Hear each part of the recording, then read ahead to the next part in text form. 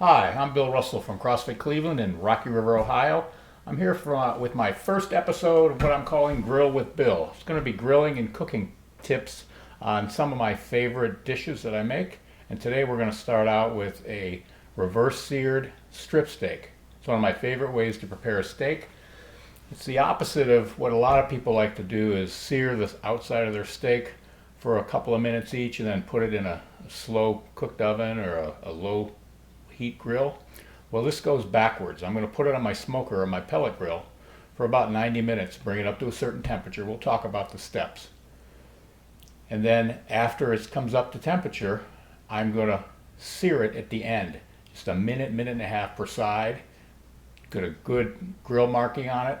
It's my favorite way to make steak. I don't really have a favorite place to get steaks. I often get USDA Prime from Costco. It's a really good pricing. You just have to buy a bunch. And some days when I know I want to cook a steak that day, I'll stop at a Giant Eagle here in town because they often have steaks that are coming up on their sell-by date and they mark them down. So it's just a way to save a few extra bucks. And they have certified Angus beef there. Today I stopped and I got, it's like a 3/4 pound USDA choice boneless strip steak. It was a few bucks off, so I got this piece for 10 bucks. And it's certified Angus, whatever that means. It's our market district. So I've had these before and they're good. So what I'm going to start with, the first step, is I'm going to dry brine and I'm going to use my jacquard or jacquard tenderizer on it. And I'll tell you why in a second.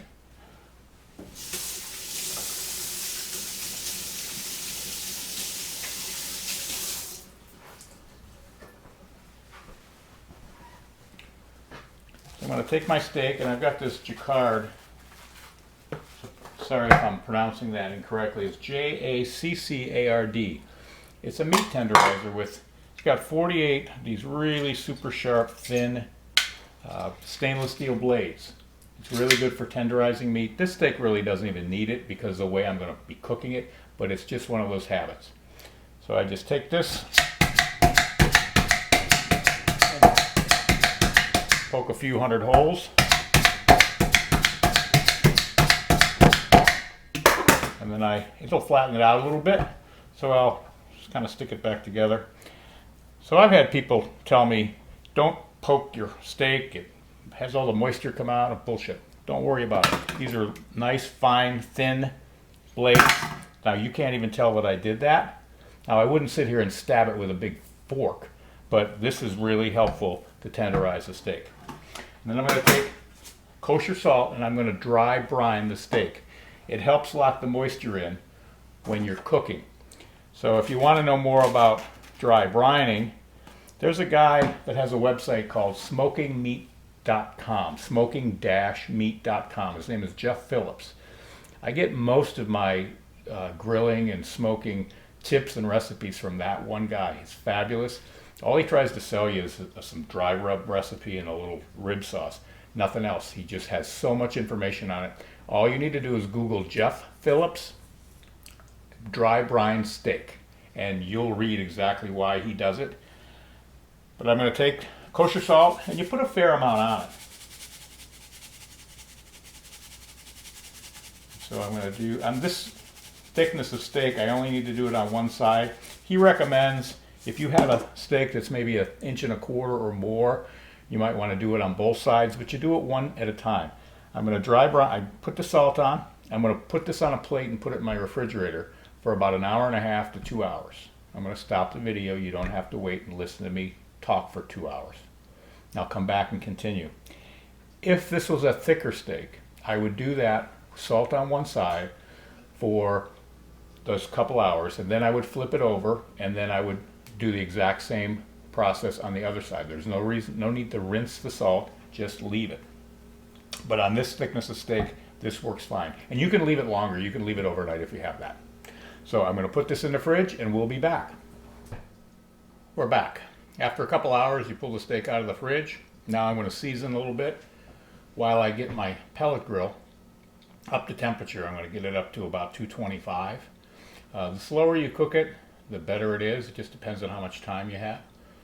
If you don't have a pellet grill, you can do this in a regular oven, I would cook it at 225, and just make sure you have a meat thermometer in it, and you want to be pulling it off somewhere in the low 120s.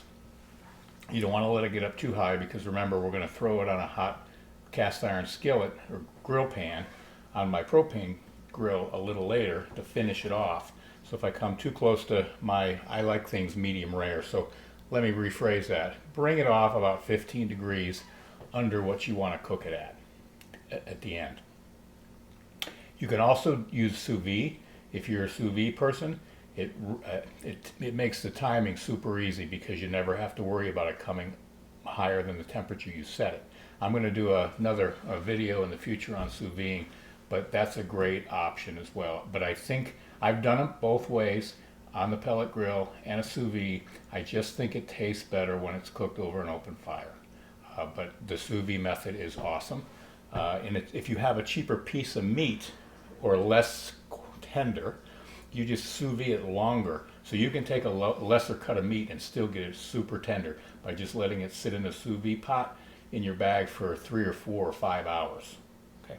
So I'm going to season this. I don't need to do a lot right now. I'm going to put a little bit of garlic powder,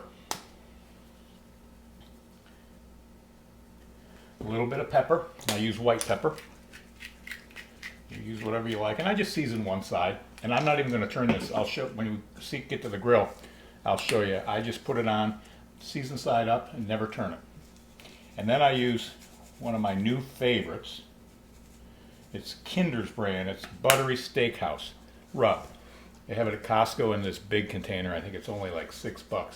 But I've seen it at a couple other stores recently in smaller containers. But this is really, really good on chicken and on steak, on ribs. Just try it if you haven't done it. Kinder's Buttery Rub. Buttery Steakhouse Rub. Oh, and if you've noticed my giraffe friend here, this is my mic stand. It was the best thing around to get a microphone a little bit closer to my face. So I think we're going to have to name this little guy. We got him a recent trip to Jamaica when Stacy and I went a couple years ago. So let's come up with a good name. Put it in the comments. We're going to leave the giraffe inside. Let's clip the mic on here. All right, so my pellet grill is not quite up to temperature yet, but that's okay. It'll come up. I can put it on early. I don't need to wait like a preheated oven. I'm not following a specific recipe as far as time. I'm going for internal temperature on the meat. And there's also a myth. People say that you should let the steak come up to room temperature before you cook it. That's if you're following a strict recipe that has a certain amount of time to cook. It's actually better if you're going to put something on a smoker to have it a little colder when it goes on, because it'll be on the smoker longer, so it'll impart that flavor a little more. So that's a personal preference. So I'm going to take the steak, I'm going to set it on the grill grates. I like it right in the center. And the key here is to make sure you're monitoring the temperature. So I have a ThermoWorks smoke device. I have a probe in here that constantly monitors the temperature of the grill inside. It's way better than the thermometer that you're going to have on the lid of your grill. This is going to tell me what the temperature is right in by the meat. And I'm going to take this probe, I'm going to stick it right into the center. And that's what I'm going to be watching for. I'm going to pull this steak off probably about 117 to 120 degrees. And then I have a little monitor that I can sit inside and see what the temperature of both the grill and the meat are. So that's all I have to do for now. I'm going to close this up. And it's going to take between, well, it depends on the temperature that you cook it at, between an hour and an hour and a half to come up to that temperature that I want. And then I'm going to fire up that grill you see behind me and get it hot as I can with a cast iron grill pan, and we're going to finish it off. I'll be back. All right, we're back. Steak internal temperature is about 121, so I'm ready to pull it off. So you can do a couple of things. The nice thing about the reverse sear method, whether you're sous videing it, cooking it in an oven, or on a pellet grill at 225 or so, is that the timing isn't critical. I can take this off, put it on a plate, cover it with aluminum foil, and lay a towel over it, and I can let it sit for 20-30 minutes. it's not going to keep cooking as long as I take it off the grates. I did this once. I turned the grill off, but I let the steak sit inside, and they just kept cooking because the grates are hot. So pull it off, you can rest it, and then when you're ready to eat, it only takes about 2 minutes, 3 minutes tops to sear this, and then you can be eating. So don't feel like you have to take it right off of this grill, going on the other hot grill. I haven't even started the other grill yet. One more word of warning. When you look at the steak, whether you pull it out of your oven or take it out of this pellet grill or out of sous vide, it's not going to look very appealing. It's going to be kind of browny tan. It's not done yet. That's why we're going to sear it. So don't be alarmed if that's the case. So I'm going to pull out my probe. Don't forget it's hot. I'm going to take this inside, and we'll be back when I've got my grill fired up. Really hot. All right, we're coming to the finish here. I've had my grill on, and if you can see that thermometer, it's almost pegging 700 degrees. This is the hottest propane grill I've ever seen. Stacy bought this about 25 years ago. I've been wanting to get a new Weber Genesis grill for the last couple of years, but this thing works so well, I just keep it.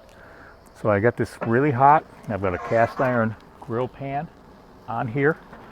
So this pan is good and hot. So before I put the steak on it, the steak's been sitting for about a half an hour. When I was filming this earlier, I realized I wasn't quite ready to eat. So as I said, the timing is real easy. I just covered it with aluminum foil and I put a towel on it. And it's just sitting and been resting. It's been fine. So we have avocado oil. Stacy bought a little sprayer. So instead of using that canned stuff, whoever knows what's in it, spray a little bit of that on. And here's my secret. If you really want to have good looking grill marks on your steak or any meat, I just melt a little butter. I didn't put any, you can put a little garlic powder in if you want, but I don't. I just take a little bit of butter and I'm just going to coat it on one side. No need to do it on the other. It's really for presentation, that's all. So I'm going to take my steak and I'm going to film this whole thing. I know the video is going to go a little long, but I want you to see how long this takes. I cook it for about a minute. And then I'm going to turn it 90 degrees, so you're going to see really nice grill marks on the top of this steak. And so I have a meat thermometer, a thermo pen. This is the best instant read thermometer that I've ever seen. It's really highly recommended that you get that. Now I know they say a good cook should be able to tap on a steak. I get the whole finger thing. This is rare, this is medium rare, and this is medium. I get it. But you know what? Great chefs always use a food thermometer to make sure you've got the right internal temperature. No guesswork. Now for this, though, I don't need to use it. I monitor the temperature while it's on the smoker. I want to make sure I know what temperature before I pull it off. But here, I just know I'm going to go for about a minute. Give it a few more seconds. I'm going to turn it, go for about another minute. I'm going to flip it over, and then I'll tap on it a little bit, and I'll see how long it needs to go. But no more than 3 minutes. For me, because it's going to come out to be a perfect medium rare. I'm going to pick this up, turn it over. You can press down a little bit on it and makes the grill marks a little better. Now we're going to take this inside. I'm going to come back. I'm going to let it rest for a few minutes, and then I'm going to slice it up and let you see what it looks like.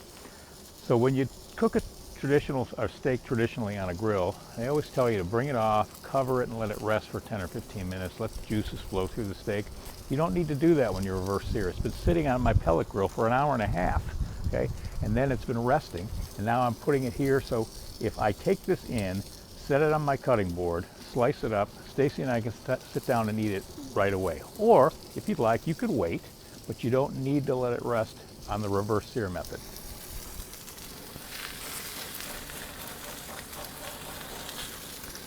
Of course, you notice I've upgraded from the glass of wine that I had earlier to a cocktail.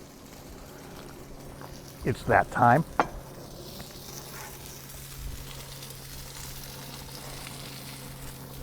And chew.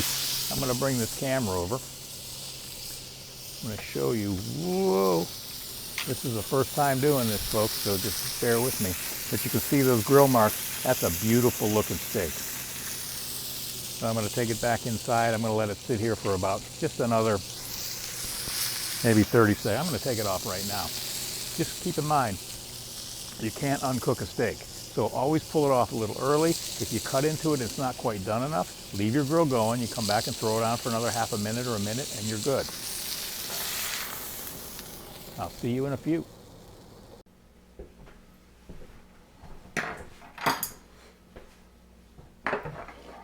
All right, so here it is, a reverse-seared certified Angus beef strip steak. I'm going to cut into it and see what it looks like. Might have went a little bit more than me. Oh, that looks awesome. So I got this on a concave cutting board.